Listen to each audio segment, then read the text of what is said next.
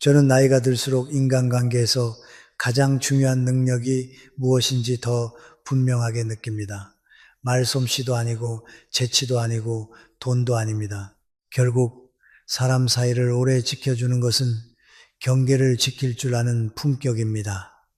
특히 결혼한 남자에게 그 품격이 가장 선명하게 시험받는 곳이 있습니다. 바로 처가입니다. 처가에 가면 남자들은 묘한 긴장 속에 들어갑니다. 아내의 부모님 앞에서, 아내의 형제자매 앞에서 나는 가족이면서도 동시에 손님입니다. 이 위치가 애매합니다. 그래서 어떤 남자는 더 잘 보이려 하고, 더 유능해 보이려 하고, 더 책임감 있는 사람처럼 행동하려 합니다. 그런데 저는 오히려 그 순간부터 실수가 시작된다고 봅니다. 처가에서 존중받는 남자는 더 많이 하는 남자가 아니라 하지 말아야 할 것을 정확히 아는 남자입니다. 많은 남자들이 이렇게 말합니다. 교수님, 저는 좋은 마음으로 한 건데요. 좋은 마음은 분명 소중합니다. 하지만 인간관계에서 중요한 것은 내 마음이 아니라 상대가 느끼는 감정입니다. 내가 도와드리겠다라고 말했는데 상대가 간섭한다로 느끼면 그때부터 관계는 어긋나기 시작합니다. 처가라는 공간은 특히 그렇습니다.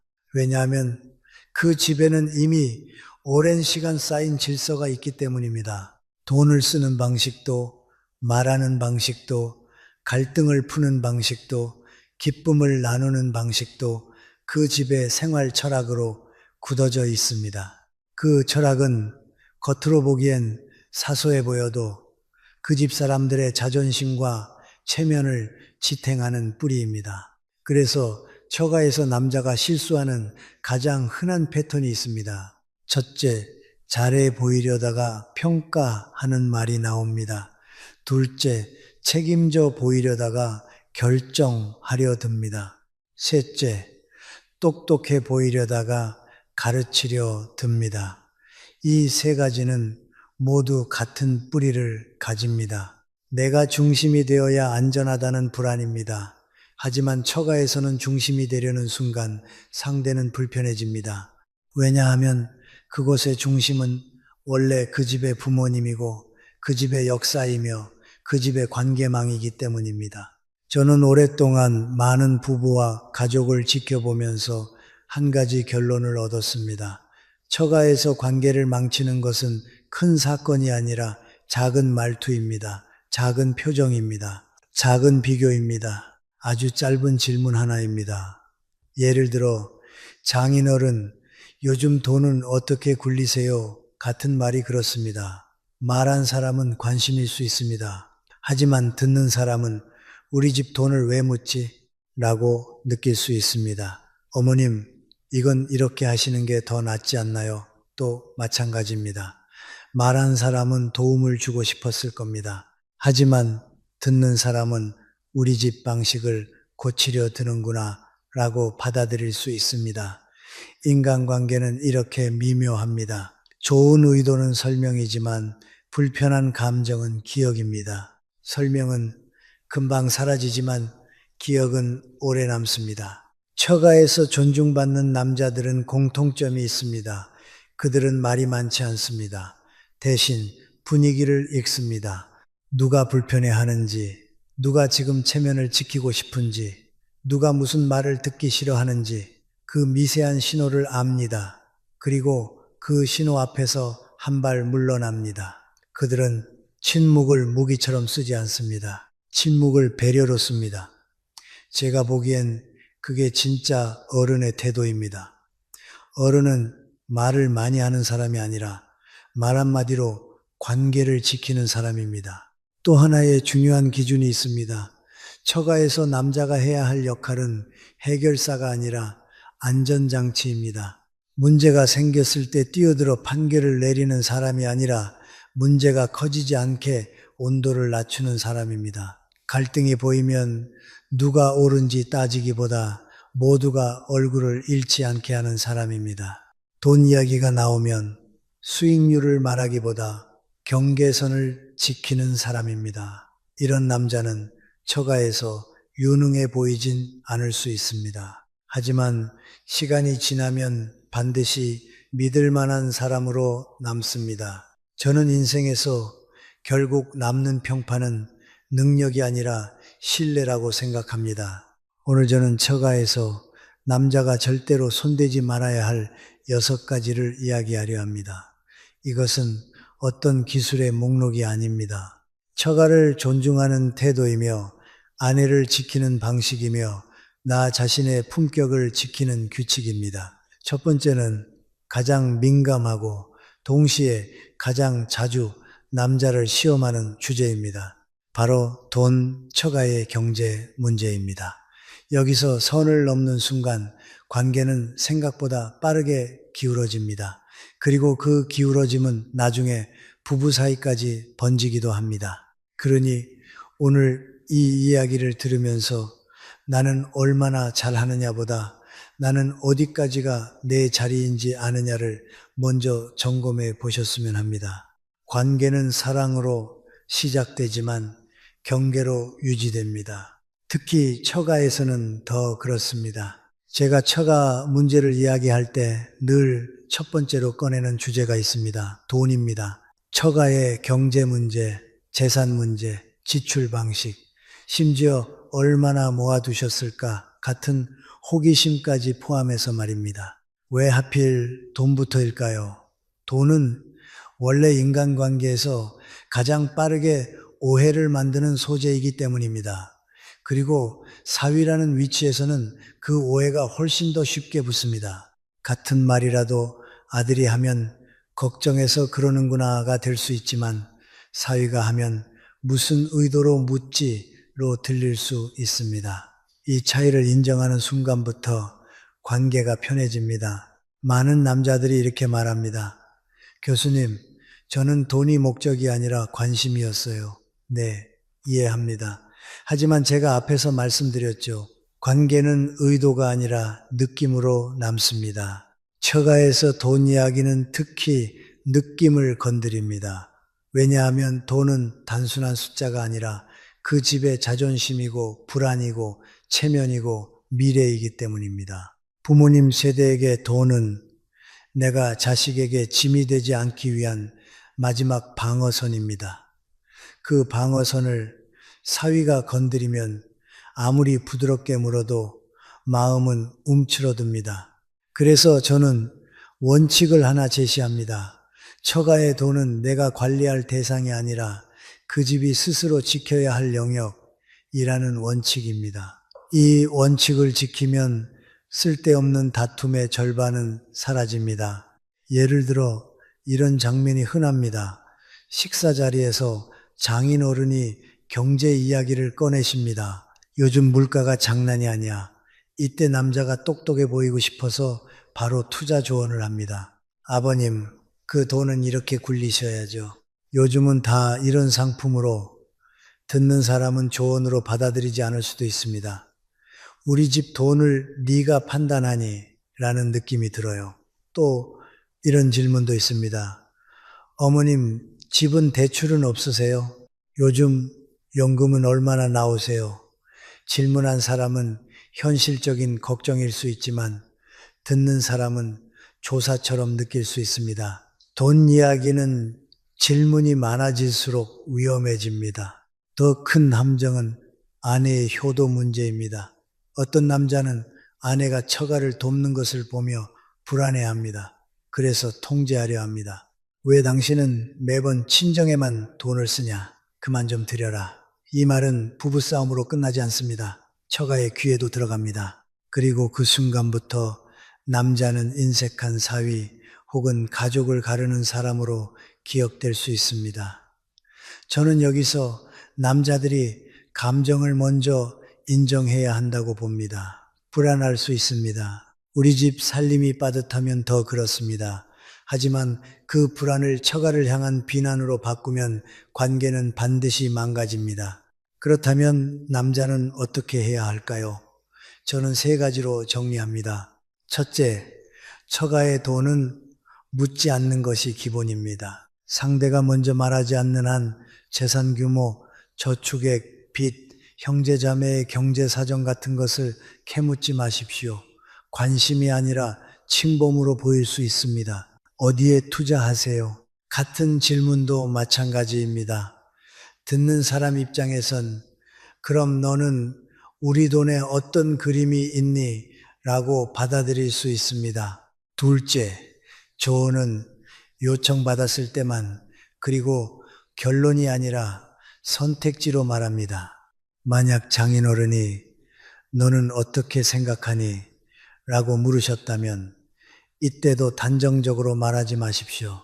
이게 정답입니다가 아니라 이런 방법도 있고 이런 방법도 있습니다로 말해야 합니다. 처가에서의 조언은 실력 자랑이 되면 곧바로 반감이 됩니다. 특히 어른들은 사위가 똑똑한 것을 좋아하면서도 동시에 자기 판단이 무시당한다고 느끼면 마음을 닫습니다. 셋째, 아내와의 합의는 우리 집의 기준으로 정리하고 처가에는 기준을 들이대지 않습니다. 예를 들어 매달 부모님께 얼마를 드릴까 같은 문제는 처가 앞에서 논할 일이 아닙니다. 부부끼리 조용히 합의하고 그 합의를 아내가 자연스럽게 실행하도록 두는 것이 좋습니다. 남자는 아내에게 이렇게 말하면 됩니다. 당신 마음 이해해. 다만 우리도 미래 준비가 필요하니 우리가 감당 가능한 범위에서 정하자. 이 문장은 통제가 아니라 동맹입니다. 아내를 막는 사람이 아니라 같이 고민하는 사람으로 남게 합니다. 제가 마지막으로 꼭 덧붙이고 싶은 말이 있습니다. 처가의 돈 문제에 선을 긋는 남자는 차가운 사람이 아니라 관계를 지킬 줄 아는 사람입니다. 돈은 가까워질수록 더 조심해야 하는 주제입니다. 특히 사위는 더 그렇습니다. 적당한 거리감은 냉정함이 아니라 지혜입니다. 그리고 그 지혜가 쌓이면 처가는 결국 그 남자를 이렇게 기억합니다. 저 사람은 믿을 수 있어. 우리 집에 함부로 들어오지 않는 사람이야. 다음으로 중요한 두 번째 원칙이 있습니다. 돈보다 더 민감하게 관계를 흔드는 주제, 바로 장인, 장모의 부부 갈등에 끼어드는 문제입니다.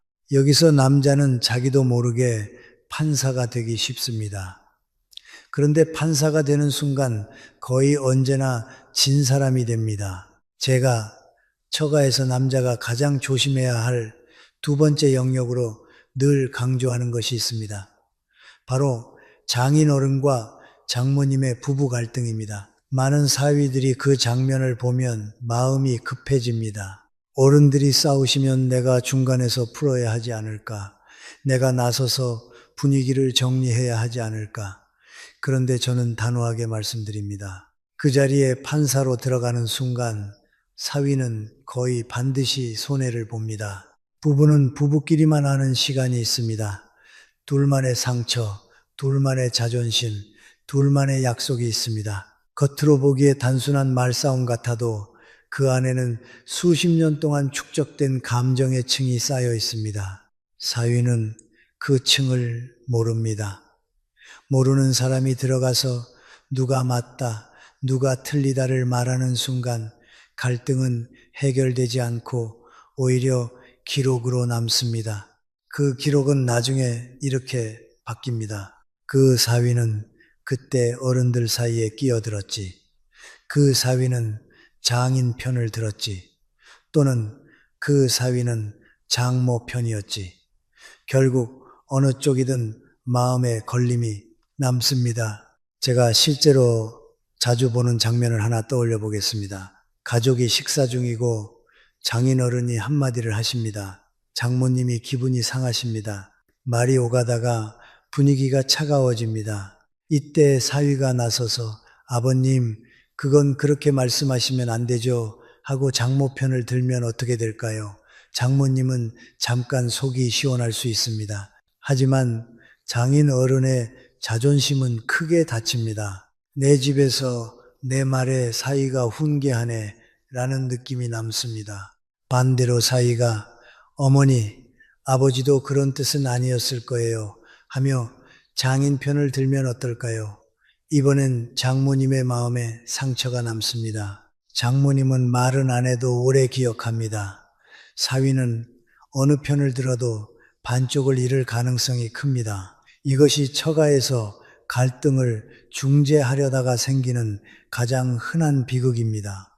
그렇다면 사위는 아무것도 하지 말아야 할까요? 아닙니다.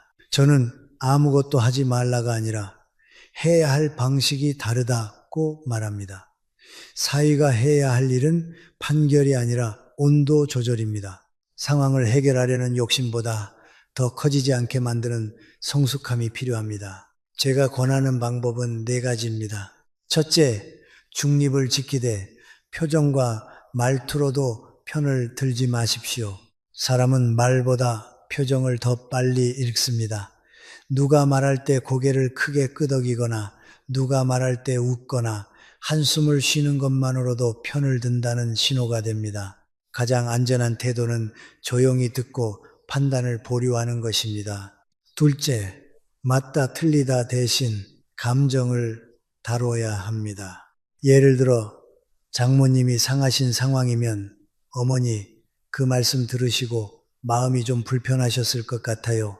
처럼 감정을 인정하는 정도는 가능합니다. 하지만 여기서도 조심해야 합니다. 아버님이 잘못하셨어요 로 넘어가면 즉시 위험합니다. 감정을 인정하되 책임을 규정하지 않는 말이 핵심입니다. 셋째, 직접 중재하지 말고 아내를 통해 가족의 언어로 풀게 하십시오. 처가의 갈등은 처가의 언어로 풀어야 합니다. 사위의 언어가 들어가면 어색해집니다. 그래서 저는 사위가 혼자 나서기보다 아내에게 조용히 당신이 어머니 마음 좀 달래드려 혹은 아버님이 기분 상하실까봐 걱정돼처럼 귓속말로 방향만 제시하는 것을 권합니다. 아내는 그 집의 딸로서 훨씬 부드럽게 연결할 수 있습니다. 넷째, 분위기 전환은 가벼운 일로 하십시오. 큰 농담, 과한 행동은 오히려 역효과가 날 수 있습니다. 대신 물을 더 떠오거나 과일을 깎거나 제가 설거지 도와드릴까요? 같은 작은 행동으로 흐름을 끊어주는 겁니다. 사람의 감정은 때로 논리보다 호흡이 먼저 안정되어야 풀립니다. 사위가 할 수 있는 최고의 역할은 그 호흡을 바꿔주는 것입니다. 제가 왜 이 문제를 이렇게 강조하느냐 하면 처가에서 어른들 갈등에 끼어드는 순간 남자는 아내까지 불편하게 만들기 때문입니다. 아내는 결국 부모 사이에 끼인 채 사위의 말까지 관리해야 합니다. 그러면 아내의 마음이 지칩니다. 관계는 바깥에서 깨지지 않습니다. 부부 안에서부터 금이 가기 시작합니다. 그러니 사위가 지켜야 할 것은 처가의 평화만이 아니라 아내의 마음의 평화입니다. 제가 늘 드리는 한 문장이 있습니다. 어른들의 부부싸움은 사위가 이기는 게임이 아니라 조용히 지나가는 시험이다. 그 시험에서 가장 좋은 점수는 해결이 아니라 절제입니다. 다음으로 3번째 원칙이 이어집니다. 많은 남자들이 무심코 던진 한마디로 처가의 마음에 상처를 남기는 것, 바로 처가와 자기 집을 비교하는 말입니다. 이 비교는 생각보다 깊게 남습니다. 제가 처가에서 남자들이 가장 자주 하는 실수 중 하나를 꼽으라면 저는 망설이지 않고 비교라고 말합니다. 비교는 대개 악의에서 나오지 않습니다. 오히려 대부분은 아무 생각 없이 나옵니다. 그래서 더 위험합니다. 사람은 일부러 한 실수보다 무심코 한 말에 더 오래 상처를 받습니다. 특히 처가라는 공간에서는 그 말이 단순한 의견이 아니라 평가로 들리기 쉽습니다. 남자들이 이런 말을 합니다. 우리 집은 원래 이렇게 안 하는데요. 저희 집에서는 보통 이렇게 해요. 저희 어머니는 이런 건 정말 잘 아시는데, 말하는 사람은 정보를 말한다고 생각합니다. 하지만 듣는 사람은 순위를 듣습니다. 즉, 너희 집은 우리 집보다 아래다. 혹은 우리 집 방식이 더 낫다는 메시지를 느낄 수 있습니다.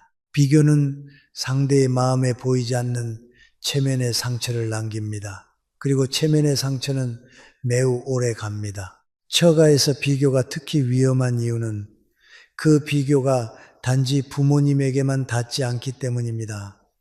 아내에게도 닿습니다. 아내는 처가에서 딸이고 동시에 내 아내입니다. 내가 처가를 비교하는 순간 아내는 이렇게 느낍니다. 내 뿌리를 평가하네. 내 가족을 낮추네. 이 느낌은 부부 사이에도 미세한 균열을 만들 수 있습니다. 겉으로는 대수롭지 않아 보여도 아내의 마음 안에는 오래 남습니다. 인간관계에서 가장 아픈 것은 욕기 아니라 무시입니다. 비교는 종종 무시로 해석됩니다. 제가 실제로 많이 듣는 장면이 있습니다. 식사 자리에서 장모님이 음식을 내오십니다. 사위가 한마디 합니다. 어머님, 맛있긴 한데 저희 집은 간을 좀 더 세게 하거든요. 정말로 간이 약해서 한 말일 수 있습니다. 하지만 장모님은 내 음식을 평가하네 라고 느낄 수 있습니다. 더 나쁜 경우는 이런 말입니다. 우리 엄마는 이 반찬을 더 잘하는데 이건 비교를 넘어 모욕으로 들릴 수 있습니다. 그럼 네 엄마한테 가서 먹으라는 말이 입 밖으로 나오지 않아도 마음속에서 이미 관계가 멀어질 수 있습니다. 또 하나의 큰 비교는 아내를 비교하는 말입니다. 우리 누나는 이럴 때 더 센스 있게 하던데 우리 엄마는 이런 걸 보면 바로 눈치채 남자는 조언이라고 생각할지 모릅니다. 하지만 아내는 판정을 듣습니다. 비교는 상대의 존재를 부정하는 방식으로 들립니다. 그리고 그 비교가 처가에서 나오면 아내는 더 심하게 상처받습니다. 왜냐하면 처가에서는 아내가 내 편이 되어 주길 바라는 장소인데 그 자리에서 내가 아내를 평가하면 아내는 설 자리를 잃기 때문입니다. 그렇다면 처가에서 남자는 어떻게 말해야 할까요? 저는 비교를 피하는 방법을 말을 안 하는 것이라고만 말하지 않습니다. 현실적으로 말은 해야 합니다. 다만 말의 구조를 바꿔야 합니다. 저는 3가지 원칙을 권합니다. 첫째, 기준을 우리 집이 아니라 상대 집의 가치로 맞추십시오. 예를 들어 음식이 조금 낯설어도 어머님, 이런 맛은 처음인데 신기하네요. 어머님 집만의 맛이 있네요. 처럼 말할 수 있습니다. 그 집의 방식이 다르다는 것을 낫다가 아니라 특색으로 바꾸는 말입니다. 둘째, 불편한 점이 있어도 처가 앞이 아니라 아내와 둘이 이야기하십시오. 처가 자리에서 이건 좀이 나오면 그 순간 이미 상대의 체면이 상합니다. 대신 집으로 돌아가 조용히 아내에게 말할 수 있습니다. 오늘은 내가 조금 낯설어서 그랬어. 다음엔 내가 좀 더 맞춰볼게. 이렇게 말하면 불평이 아니라 성숙함이 됩니다. 셋째, 비교가 나오려는 순간 질문으로 방향을 바꾸십시오. 우리 집은 이라는 말이 나오기 직전에 이렇게 바꾸는 겁니다. 장인어른, 이건 원래 여기서는 어떻게 하세요? 어머님, 이 방식이 더 편하신 이유가 있어요? 질문은 평가가 아니라 존중으로 들립니다. 그리고 질문을 하는 순간 나는 판단자가 아니라 배우는 사람이 됩니다. 처가에서 배우는 태도는 언제나 호감으로 돌아옵니다. 저는 처가에서 존중받는 남자를 보면 공통적으로 느끼는 것이 있습니다. 그들은 늘 이렇게 생각하는 듯합니다. 내가 옳다는 걸 증명하는 곳이 아니라 내가 배려할 줄 아는 사람인지 보여주는 곳이다. 그들은 비교를 하지 않습니다. 비교가 관계를 망친다는 것을 너무 잘 압니다. 처가에서 가장 좋은 말은 우리 집은 이 아니라 여기는 으로 시작하는 말입니다. 그 집의 질서와 방식에 관심을 갖고 그 안에 조용히 적응하는 태도, 저는 그 태도가 결국 가장 큰 존중을 만들어낸다고 믿습니다. 다음은 4번째 원칙으로 넘어가겠습니다. 처가에서 남자가 선을 넘기 쉬운 또 하나의 영역, 바로 처가의 형제자매나 친척들의 결혼, 연애 문제에 깊게 끼어드는 것입니다. 여기서 사위는 선한 의도로 시작했다가 가장 억울한 사람이 되기 쉽습니다. 처가에서 남자가 흔히 선한 마음으로 시작했다가 가장 억울한 사람이 되는 영역이 하나 있습니다. 바로 처가의 형제자매, 친척들의 연애와 결혼 문제입니다. 사위는 가족이 되고 나면 자연스럽게 이런 부탁을 받기도 합니다. 형부 매형 생각은 어때요? 이 사람 괜찮아 보여요? 또는 더 직접적으로 저 사람은 별로인 것 같지 않아? 이런 질문을 들으면 남자는 책임감이 생깁니다. 특히 내가 사회생활을 좀 했고 사람 보는 눈이 있다고 스스로 생각하면 더 그렇습니다. 그런데 저는 이 문제에서 남자들이 반드시 기억해야 할 원칙이 있다고 말합니다. 결혼은 조언으로 결정되지 않고 책임은 조언한 사람에게 돌아올 때가 많습니다. 이 말이 조금 냉정하게 들릴지 모르지만 현실을 보면 그렇습니다. 처가에 누군가가 결혼을 잘하면 그 공은 당사자의 운과 선택이 됩니다. 하지만 결혼이 잘못되면 그때부터 사람들은 원인을 찾기 시작합니다. 그리고 그 원인 속에 종종 사위의 말이 끼어 들어갑니다. 그때 형부가 반대했잖아. 그때 매형이 괜찮다 했잖아. 이렇게 말입니다. 결국 사위는 어떤 답을 해도 리스크를 떠안기 쉬운 자리입니다. 이 문제는 특히 감정이 얽힐 때 더 위험합니다. 예를 들어 처가의 동생이 사랑에 빠졌습니다. 나는 보기엔 그 상대가 마음에 들지 않습니다. 그래서 사위가 진심으로 그 사람은 아닌 것 같아 라고 말합니다. 그런데 동생은 사랑에 빠진 사람입니다. 사랑에 빠진 사람에게 논리는 잘 들어가지 않습니다. 오히려 형부가 나를 무시하나 내 선택을 비웃나로 들릴 수 있습니다. 그 순간부터 사위는 조언자가 아니라 방해자가 됩니다. 그리고 시간이 지나서 그 연애가 어떤 결론이 나든 사위는 마음에 빚을 지게 됩니다. 반대로 내가 그 상대를 좋게 봤다고 해봅시다. 괜찮아 보이네. 진중해 보여. 그런데 나중에 문제가 생깁니다. 그때는 또 이렇게 됩니다. 형부가 괜찮다더니 결국 사위의 말은 칭찬이든 반대든 미래의 어느 날 증거로 사용될 수 있습니다. 저는 그래서 이 영역에서 사위가 해야 할 태도는 정답을 주는 사람이 아니라 질문을 돌려주는 사람이라고 봅니다. 그렇다면 어떻게 말해야 할까요? 저는 세 가지 방식이 가장 안전하고 품격 있다고 생각합니다. 첫째, 결론을 말하지 말고 확인해야 할 기준을 말하십시오. 좋다, 나쁘다는 결론입니다. 결론은 책임을 부릅니다. 대신 이런 방식이 좋습니다. 사람은 겉으로 다 보이지 않잖아. 너한테 중요한 건 뭔지부터 정리해봐. 성격이 맞는지, 경제관이 비슷한지, 갈등이 생겼을 때 대화가 되는지 그걸 먼저 봐. 이렇게 말하면 상대는 내 선택을 더 깊게 생각하게 됩니다. 그리고 사위는 상대의 인생을 대신 결정하지 않습니다. 둘째, 직접 개입 대신 배우자 아내를 통로로 두십시오.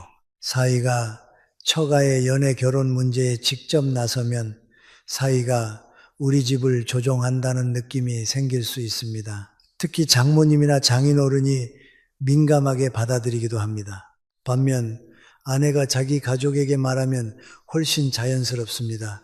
그래서 정말 심각한 문제가 느껴질 때는 사위가 혼자 나서기보다 아내와 먼저 충분히 대화하고 아내가 가족에게 부드럽게 전달하게 하는 것이 훨씬 안전합니다. 셋째, 정보 제공은 하되 압박은 하지 마십시오. 만약 상대가 정과나 폭력, 도박, 큰 비처럼 명백히 위험한 요소가 있다면 그것은 가치 판단이 아니라 안전의 문제입니다.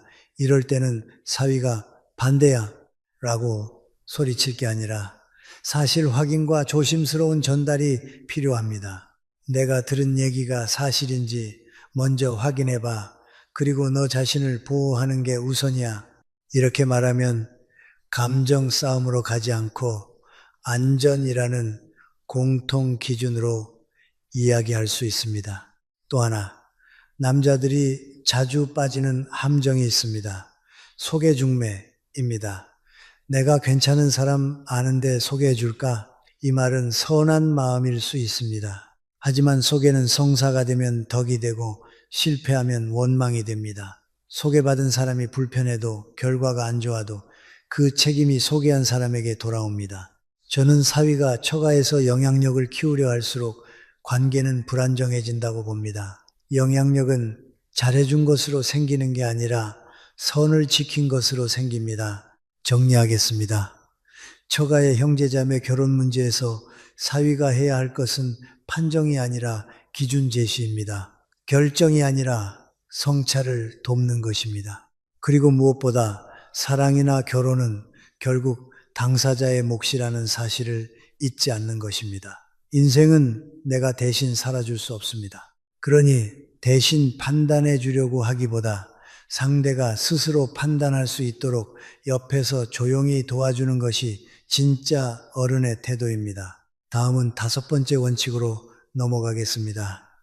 처가에서 남자가 신뢰를 가장 빨리 잃는 방식이 있습니다. 바로 집안의 사적인 이야기, 돈 이야기를 캐묻고 들은 것을 밖으로 흘리는 것입니다. 이것은 단번에 관계의 뿌리를 흔듭니다. 제가 처가에서 남자가 가장 빨리 신뢰를 잃는 행동이 무엇이냐고 묻는다면 저는 이렇게 답합니다. 캐묻는 것과 흘리는 것입니다. 사람은 돈 때문에 멀어지기도 하지만 결국 관계를 완전히 무너뜨리는 것은 신뢰의 파손입니다. 신뢰는 한번 깨지면 다시 붙이기가 어렵습니다. 그리고 처가에서 신뢰가 깨지는 가장 흔한 출발점이 사위의 호기심입니다. 남자들은 종종 이렇게 생각합니다. 가족이 됐는데 이 정도는 알아도 되지 않나? 하지만 저는 이 말이 위험하다고 봅니다. 가족이 된다는 것은 정보를 공유한다는 뜻이 아니라 경계를 더 섬세하게 다룬다는 뜻이기 때문입니다. 특히 처가에는 처가만의 사정이 있습니다. 그 사정은 때로 체면과 자존심으로 덮여 있고 때로는 오래된 상처로 숨겨져 있습니다. 사위가 그걸 모른 채 손대면 상대는 우리 집을 들여다본다는 느낌을 받습니다. 그리고 그 순간부터 마음을 닫습니다. 처가에서 관심과 호기심은 종이 한 장 차이처럼 보이지만 결과는 완전히 다릅니다. 관심은 상대가 원할 때 다가가는 것이고 호기심은 내가 알고 싶어서 파고드는 것입니다. 예를 들어 이런 질문들입니다. 아버님, 예금은 어느 은행에 넣어두셨어요? 형님 처남은 빚이 있다던데 사실이에요? 큰아주버님 부부는 왜 요즘 안 오세요? 옛날에 무슨 일이 있었던 거예요?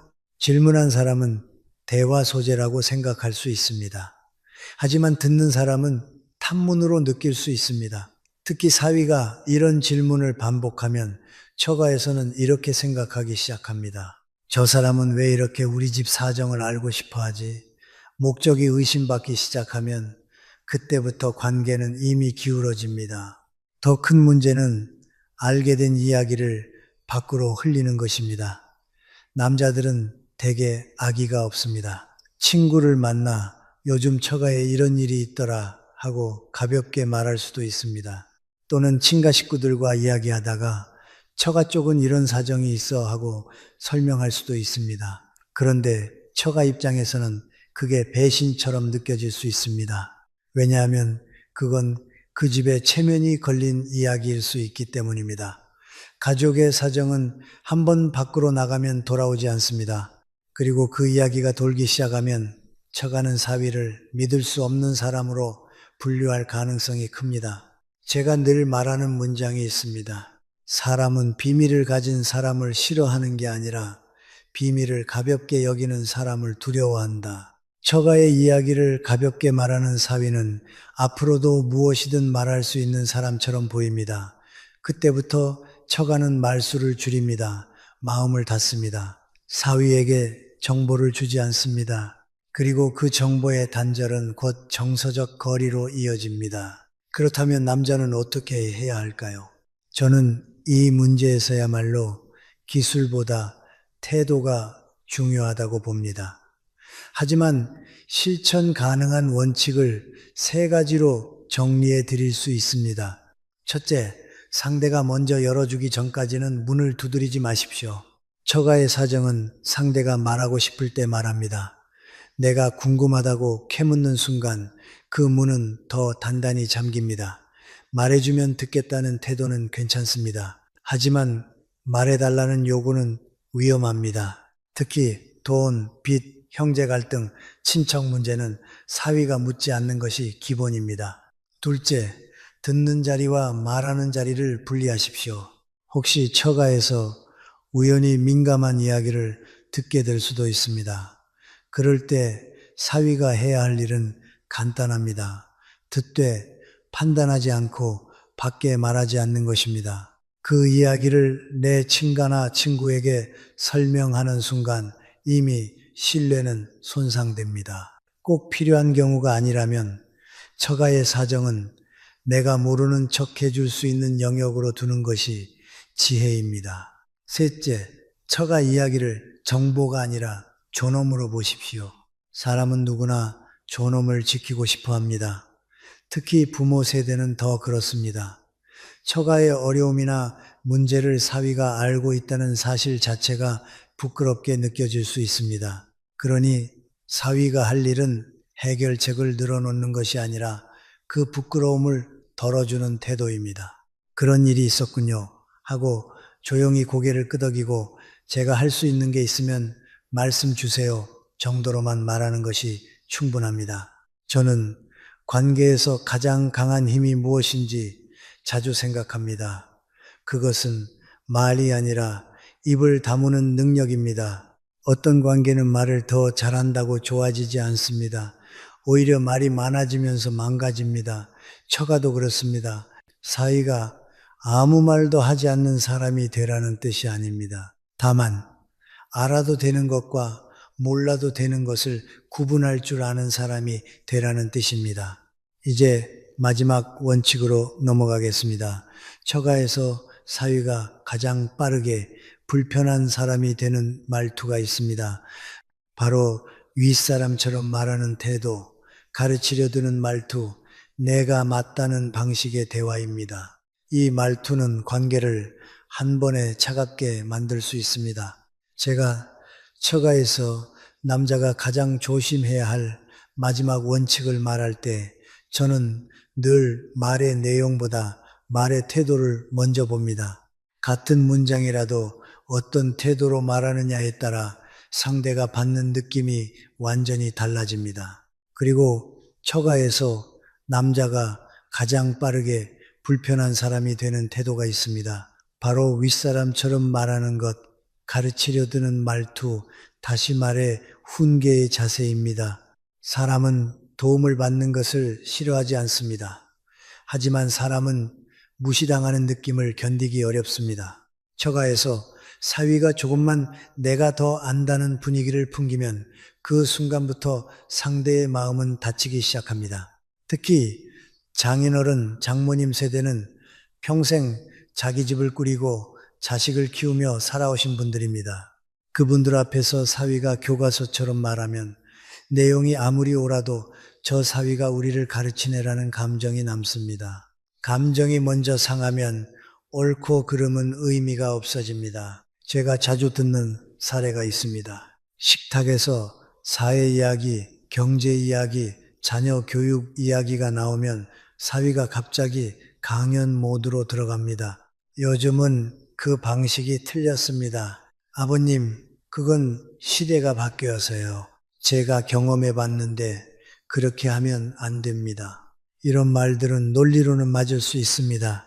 하지만 인간관계에서는 논리가 칼이 될 때가 많습니다. 특히 처가에서는 틀렸다라는 단어 하나로 체면이 상할 수 있습니다. 더구나 사위가 자기 집과 처가를 비교하며 우리 집은 안 그런데요 같은 말을 섞으면 그건 훈계를 넘어 평가가 됩니다. 그 순간 상대는 사위를 존중하기보다 경계합니다. 또 하나의 위험한 습관은 말을 빼앗는 것입니다. 어른들이 이야기를 하시는데 사위가 중간에 끼어들어 결론을 내리고 말을 정리하고 방향을 잡아버립니다. 사위는 똑똑하고 빠른 사람일 수 있습니다. 하지만 처가에서 중요한 것은 속도가 아니라 품위입니다. 어른들 앞에서 말을 빨리 가져오면 사위는 주도권을 쥔 것 같지만 실제로는 신뢰를 잃습니다. 어른들은 저 사람은 자기 말만 하는 사람으로 기억합니다. 그렇다면 처가에서 남자는 어떻게 말해야 할까요? 저는 처가에서의 대화는 이기는 대화가 아니라 살리는 대화라고 말합니다. 사람의 체면을 살리고 분위기를 살리고 관계를 살리는 대화 말입니다. 이를 위해 저는 세 가지 원칙을 권합니다. 첫째, 말하기보다 먼저 듣는 얼굴을 가지십시오. 사실 처가에서 사위가 가장 크게 인정받는 순간은 똑똑한 말을 했을 때가 아니라 저 사람은 듣는 사람이구나 라는 인상을 줄 때입니다. 고개를 끄덕이고 끼어들지 않고 아, 그러셨군요. 그런 생각도 있겠네요. 같은 짧은 반응으로 상대를 편안하게 해주는 것, 이것이 관계의 기초입니다. 듣는 태도는 상대에게 존중을 느끼게 합니다. 둘째, 조언이 필요할 때는 정답이 아니라 제안의 언어를 쓰십시오. 그건 틀렸습니다. 대신 저는 이런 방법도 가능하다고 들었습니다. 혹시 이런 방향은 어떠세요? 제가 아는 범위에서는 이런 사례도 있더라고요. 이런 말투는 상대의 자존심을 지키면서도 내 의견을 전달할 수 있게 합니다. 핵심은 상대에게 선택권을 남겨두는 것입니다. 선택권을 빼앗는 말은 훈계가 되고 선택권을 남기는 말은 배려가 됩니다. 셋째, 나의 경험을 자랑이 아니라 공감으로 바꾸십시오. 사위가 경험을 말할 때 종종 내가 해봤는데가 자랑처럼 들릴 수 있습니다. 그러니 구조를 바꾸는 것이 좋습니다. 저도 예전에 비슷한 일 겪어서 그때 참 어렵더라고요. 이렇게 말하면 상대는 나를 평가하는구나가 아니라 나를 이해하네 라고 느낍니다. 경험은 교훈이 아니라 공감의 재료가 될 때 관계를 살립니다. 제가 늘 말하는 간단한 기준이 있습니다. 처가에서 내 말이 상대의 체면을 세워주는가 아니면 꺾는가? 이 질문만 통과하면 대부분의 말은 괜찮습니다. 반대로 내 말이 상대의 체면을 꺾는 순간 그 말은 아무리 옳아도 독이 됩니다. 처가에서 존중받는 남자는 잘난 남자가 아니라 상대를 잘되게 만드는 남자입니다. 상대가 스스로 괜찮은 사람이라고 느끼게 해주는 사위, 그 사위가 결국 가장 오래 사랑받습니다.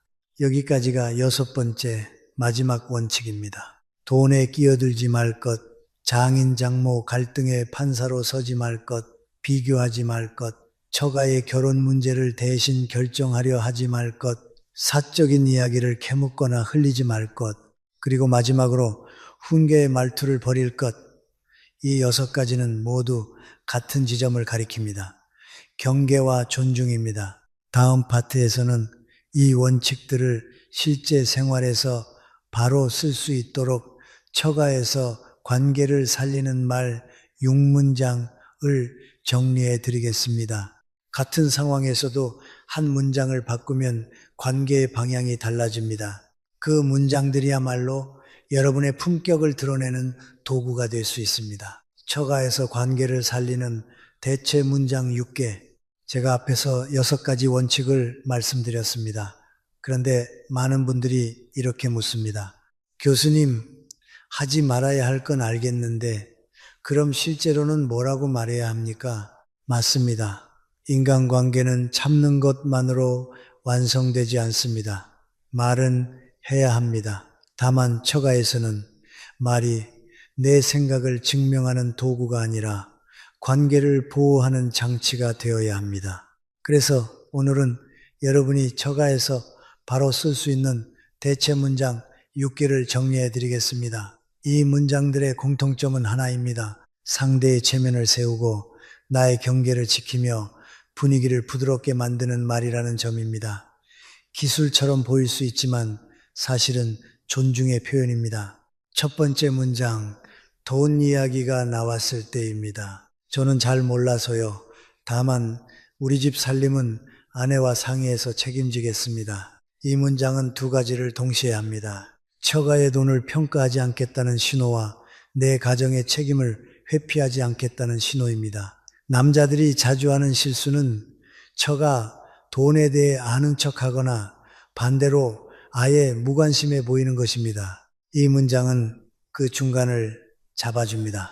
선을 지키면서도 믿음을 줍니다. 두 번째 문장, 장인 장모님이 의견이 부딪힐 때입니다. 두 분 말씀 다 일리가 있습니다. 저는 분위기 편하게 되면 좋겠습니다. 여기서 핵심은 판결을 내리지 않는 것입니다. 어느 한쪽의 승패를 만들지 않고 목적을 평화로 둡니다. 이 문장은 놀랍게도 갈등의 온도를 낮춥니다. 사람은 누가 옳냐가 아니라 내 체면이 지켜지냐에 더 민감합니다. 체면을 살려주면 갈등도 부드러워집니다. 세 번째 문장, 비교가 나올 뻔했을 때입니다. 집집마다 방식이 다르죠. 저는 여기 방식도 배워보겠습니다. 우리 집은 이 입 밖으로 나오려는 순간 이 문장으로 방향을 바꾸면 됩니다. 처가에서 배운다는 말은 강력합니다. 그것은 내가 이 집을 존중하고 있다는 표시이기 때문입니다. 사위가 배운다는 태도를 보이면 장인 장모님은 그 사위를 교만하지 않은 사람으로 기억합니다. 네 번째 문장, 처가 형제자매의 연애 결혼 상담을 받을 때입니다. 결정은 네가 하는 거야. 다만 확인해야 할 기준은 같이 정리해 볼까? 이 문장은 책임을 당사자에게 돌려주면서도 무책임하게 방관하지 않습니다. 판정이 아니라 정리를 돕는 방식입니다. 사위가 결론을 내리면 나중에 원망을 살 수 있습니다. 하지만 기준을 같이 세우면 사위는 도와준 사람으로 남고 조종한 사람이 되지 않습니다. 다섯 번째 문장, 사적인 이야기를 누군가가 넌지시 흘릴 때 혹은 내가 우연히 알게 되었을 때입니다. 그 이야기는 제가 안 들은 걸로 하겠습니다. 괜히 불편해질까 봐요. 이 말은 매우 강합니다. 듣는 사람은 아, 이 사위는 입이 무겁구나 라고 느낍니다. 인간관계에서 가장 비싼 자산은 비밀을 지켜주는 사람입니다. 특히 처가에서는 더 그렇습니다. 이 한 문장이 신뢰를 만들고 신뢰는 시간이 갈수록 이자를 붙입니다. 여섯 번째 문장, 내가 조언하고 싶어질 때 혹은 상대가 내 의견을 물을 때입니다. 제가 정답은 모르지만 이렇게 해보면 어떨까 하는 생각은 있습니다. 처가에서 조언은 늘 정답의 형식을 피해야 합니다. 정답처럼 말하면 상대는 지적받는 느낌을 받고 제안처럼 말하면 존중받는 느낌을 받습니다. 같은 내용이라도 표현이 다르면 결과가 달라집니다. 인간관계는 내용보다 형식이 더 크게 작동할 때가 많습니다. 제가 이 여섯 문장을 드리는 이유는 처가에서 남자가 좋은 사위가 되기 위해서가 아닙니다. 사실 더 중요한 것은 아내를 편하게 해주기 위해서입니다. 사위가 처가에서 무리하게 잘하려고 하면 아내가 가장 먼저 피곤해집니다. 반대로 사위가 경계를 지키며 분위기를 안전하게 만들면 아내는 부모와 남편 사이에서 숨을 돌릴 수 있습니다. 그 숨이 부부를 살립니다. 이제 다음 파트에서는 이 여섯 문장을 실제로 어디에 어떻게 꽂아야 하는지 가장 흔한 세 가지 상황, 명절 가족 모임, 금전 도움 요청, 장인, 장모, 갈등 장면에서 구체적으로 적용하는 방법을 이야기하겠습니다. 말은 알겠는데 막상 그 순간이 오면 흔들리는 분들이 많기 때문입니다. 3가지 실전 상황, 모임, 돈, 갈등, 여기서 품격이 드러납니다. 원칙과 문장을 알아도 사람은 실제 상황에서 흔들립니다. 처가에서는 더 그렇습니다. 분위기가 있고 시선이 있고 체면이 걸려 있기 때문입니다. 그래서 저는 오늘 가장 흔한 세 가지 실전 상황을 놓고 사위가 어떻게 움직여야 관계가 살고 아내가 편해지고 무엇보다 내가 존중받는지 구체적으로 정리해 보겠습니다. 제 경험상 이 세 가지에서 잘만 버티면 처가 관계의 80%는 안정됩니다. 명절, 가족 모임, 한마디 실수가 평판이 됩니다. 명절이나 가족 모임은 사람이 많습니다. 사람이 많아지면 말이 늘고 말이 늘면 실수가 나옵니다. 이때 사위들이 가장 자주 빠지는 함정이 비교와 훈계입니다. 우리 집은 요즘은 그렇게 하면 안 돼요. 같은 말이 나오는 순간 분위기는 서서히 굳습니다. 이 상황에서 제가 권하는 방식은 단순합니다. 첫째, 말을 평가가 아니라 감사로 시작하십시오. 오늘 음식 정말 감사드립니다. 늘 챙겨주셔서 고맙습니다. 이런 말은 점수를 따기 위해서가 아닙니다. 모임의 공기를 따뜻한 방향으로 세팅하는 장치입니다.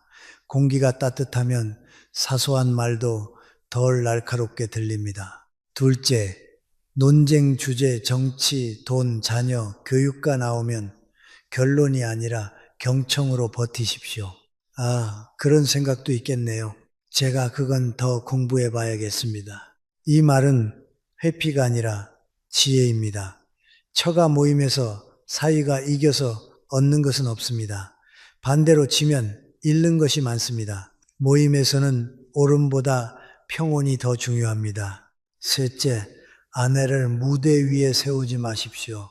모임에서 사위가 우리 집은, 우리 아내는 같은 말로 아내를 평가하면 아내는 그 자리에서 숨을 못 쉽니다. 처가에서 아내를 보호하는 가장 좋은 방법은 아내를 비교의 대상으로 만들지 않는 것입니다. 이 돈 도움 요청, 선긋기와 동맹을 동시에 해야 합니다. 처가에서 가장 민감한 순간은 이런 말이 나올 때입니다.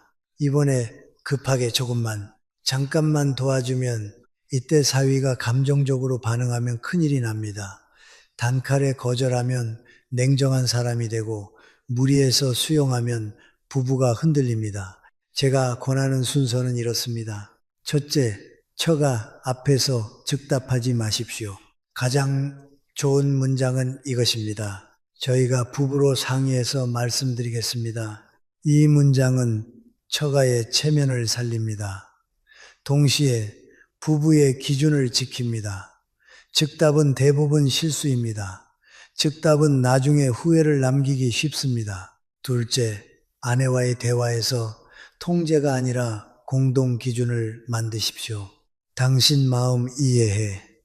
다만 우리도 미래 준비가 필요하니 감당 가능한 범위를 정하자. 이 방식은 아내를 막는 게 아니라 같은 편이 되는 방식입니다. 처가 문제는 부부가 같은 편이 되지 않으면 반드시 갈라집니다. 셋째, 도움을 주더라도 조건이 아니라 구조를 만드십시오. 예를 들어 금액, 기간, 방식이 불명확하면 감정이 쌓입니다. 이번엔 한 번만 이 범위에서 이 방식으로 이렇게 구조를 만들면 도움은 간섭이 아니라 합의가 됩니다. 중요한 건 돈의 크기가 아니라 모호함을 줄이는 것입니다. 모호함이 관계를 망칩니다. 장인, 장모, 갈등 장면, 사위는 판사가 아니라 온도 조절기입니다. 어른들 사이에 말이 오가고 공기가 딱딱해질 때 사위는 본능적으로 뛰어들고 싶어집니다. 내가 나서서 풀어야 한다. 하지만 저는 단호히 말합니다. 여기서 사위가 판사가 되면 반드시 패자가 됩니다. 이때 필요한 건 세 가지입니다. 첫째, 편을 들지 마십시오. 말뿐 아니라 표정도 포함입니다. 고개를 과하게 끄덕이거나 한쪽 말에만 웃으면 그 자체가 편입니다. 사위의 표정은 생각보다 크게 읽힙니다. 둘째, 정답을 말하지 말고 목적을 말하십시오. 저는 두 분이 편해지셨으면 좋겠습니다. 이 문장은 누가 맞다가 아니라 관계가 살아야 한다로 방향을 바꿉니다. 갈등의 기름은 승패이고 갈등의 물은 평화입니다.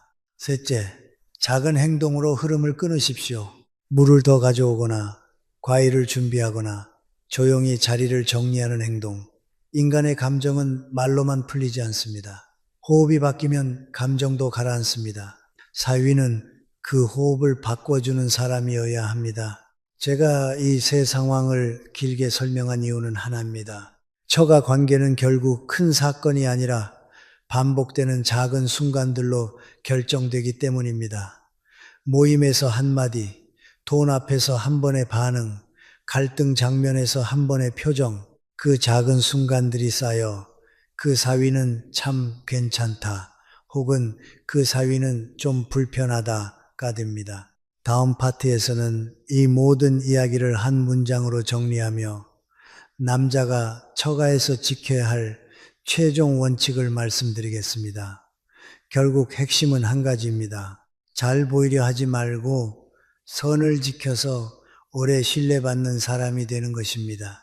결론, 처가에서 존중받는 남자는 잘하는 남자가 아니라 선을 지키는 남자입니다. 저는 오늘 처가에서 남자가 절대로 손대지 말아야 할 6가지를 이야기했습니다. 그리고 그 6가지는 서로 다른 항목처럼 보이지만 사실은 한 곳을 가리킵니다. 결국 핵심은 하나입니다. 경계와 존중입니다. 처가에서 남자의 품격은 능력의 크기로 증명되지 않습니다. 오히려 어디까지가 내 자리인지 아는가로 드러납니다. 저는 나이가 들수록 이 사실이 더 분명해집니다. 우리는 흔히 인간관계를 정으로 유지한다고 생각합니다.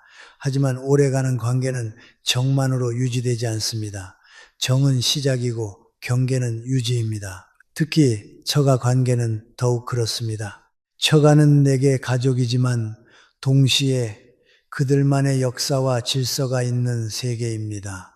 그 세계에 들어갈 때 사위는 내 방식을 들고 들어가면 안 됩니다. 내가 옳다는 것을 증명하러 들어가면 결국 나는 불편한 사람이 됩니다. 반대로 내가 그 집의 질서와 체면을 존중하며 들어가면 나는 시간이 갈수록 믿을 만한 사람이 됩니다. 제가 다시 한번 6가지를 한 줄로 정리해 드리겠습니다. 첫째, 처가의 돈 문제에 끼어들지 말라. 돈은 숫자가 아니라 체면이고 불안이고 역사입니다. 사위가 돈을 건드리면 의심이 붙습니다. 선을 지키는 것이 냉정함이 아니라 지혜입니다. 둘째, 장인 장모의 갈등에 판사로 서지 말라. 어른들의 부부싸움은 사위가 해결할 수 있는 문제가 아닙니다. 사위의 역할은 승패를 가르는 것이 아니라 온도를 낮추는 것입니다. 셋째, 처가와 내 집을 비교하지 말라. 우리 집은 이라는 말은 정보가 아니라 평가로 들립니다. 비교는 상대의 존엄을 건드립니다. 처가 앞에서는 비교 대신 존중의 언어를 선택해야 합니다. 넷째, 처가, 형제자매의 연애, 결혼을 대신 결정하지 말라. 결정은 당사자가 해야 하고 사위는 기준을 정리해주는 조력자가 되어야 합니다. 결론을 내리는 순간 책임은 내게 돌아올 수 있습니다. 다섯째, 집안의 사적인 일을 캐묻지 말고 들은 것을 흘리지 말라. 사위의 입이 가벼워 보이는 순간 처가는 마음을 닫습니다. 관계의 뿌리는 정보가 아니라 신뢰입니다. 여섯째, 가르치려 들지 말라. 처가에서 가장 위험한 말은 정답입니다. 정답처럼 말하면 상대는 틀린 사람이 됩니다. 대신 제안처럼 말하고 먼저 듣고 체면을 세워주는 대화가 필요합니다. 여기까지 들으시면 어떤 분은 이렇게 생각하실 겁니다. 그럼 처가에서 남자는 너무 조심만 해야 하나요? 너무 위축되는 거 아닌가요? 저는 그 질문에 이렇게 답합니다. 조심하라는 말이 위축되라는 뜻은 아닙니다. 조심하라는 것은 내가 내 품격을 지키는 방식입니다. 품격이란 상대를 누르는 힘이 아니라 상대를 편하게 하는 힘입니다. 처가에서 내가 조심스럽게 선을 지키는 것은 내가 약해서가 아니라 내가 관계를 무겁게 여길 줄 아는 사람이라는 뜻입니다. 그리고 여기서 가장 중요한 사람은 사실 처가가 아니라 아내입니다. 사위가 처가에서 무리해서 잘하려고 하면 아내는 가장 먼저 지칩니다. 남편이 친정에서 실수하면 아내는 부모와 남편 사이에서 숨을 잃습니다. 반대로 남편이 경계를 지키고 분위기를 안전하게 만들면 아내는 부모 앞에서도 남편 앞에서도 마음이 편해집니다. 저는 부부관계에서 가장 큰 사랑은 큰 이벤트가 아니라 아내가 숨 쉴 수 있게 해주는 태도라고 생각합니다. 마지막으로 저는 여러분께 한 문장을 남기고 싶습니다. 처가에서 존중받는 남자는 말을 잘하는 남자가 아니라 선을 지켜서 오래 신뢰받는 남자입니다. 잘 보이려 하지 마십시오. 대신 무너지지 않을 태도를 가지십시오. 그 태도가 쌓이면 언젠가 처가의 부모님이 이렇게 말하는 날이 옵니다. 우리 사이에는 참 믿음직하다. 그 말은 칭찬이 아니라 여러분이 경계를 지켜낸 시간의 증명입니다. 오늘 이야기가 여러분의 결혼과 가족 관계에 작은 평온을 더했으면 합니다. 관계는 완벽함으로 유지되지 않습니다. 절제와 존중으로 유지됩니다. 그리고 그 절제는 결국 여러분 자신을 더 단단하게 만들어 줍니다.